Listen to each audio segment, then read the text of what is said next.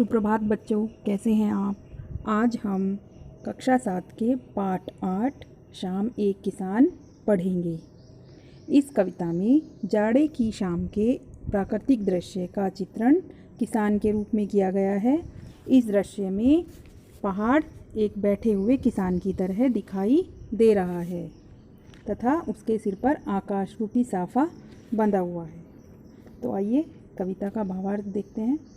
आकाश का साफा बांधकर सूरज की चिलम खींचता बैठा है पहाड़, घुटनों पर पड़ी है नदी चादर सी, पास ही दहक रही है पलाश के जंगल की अंगीठी, अंधकार दूर पूर्व में सिमटा बैठा है भेड़ों के गल्ले सा।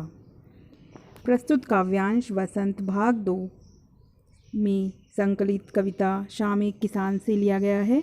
इसके रचयिता सर्वेश्वर दयाल सक्सेना जी हैं। जाड़े की शाम के प्राकृतिक दृश्य को इसमें चित्रित किया गया है तथा जिसमें एक किसान पहाड़ के रूप में बैठा हुआ दिखाई दे रहा है। व्याख्या। जाड़े की शाम के समय पहाड़ एक किसान की तरह दिखाई देता है। पहाड़ रूपी किसान ने अपने सिर पर आकाश का साफा बांध रखा है। वह सूरज की चिलम से कश खींच रहा है।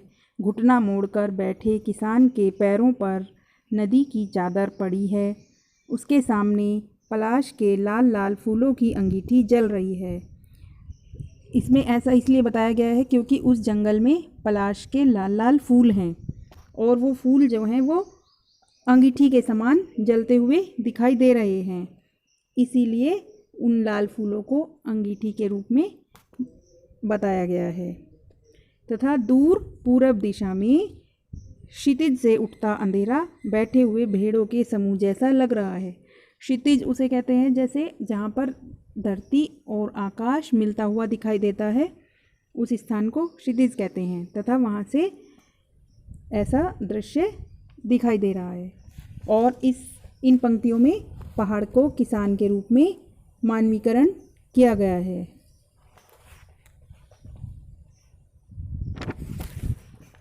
अचानक बोला मोर, जैसे किसी ने आवाज़ दी, सुनते हो चिलम औंधी, धुआं उठा, सूरज डूबा, अंधेरा छा गया। इन पंक्तियों में मोर के बोलते ही दृश्य बदल जाने का चित्रण किया गया है।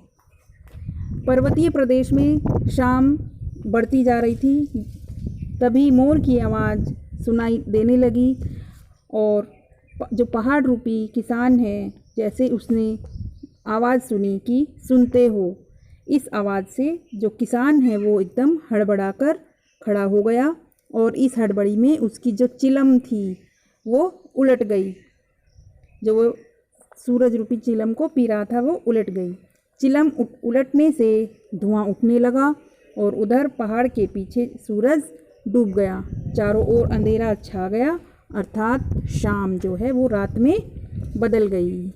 इन पंक्तियों में शाम का रात में बदलने का सुंदर चित्रण किया गया है।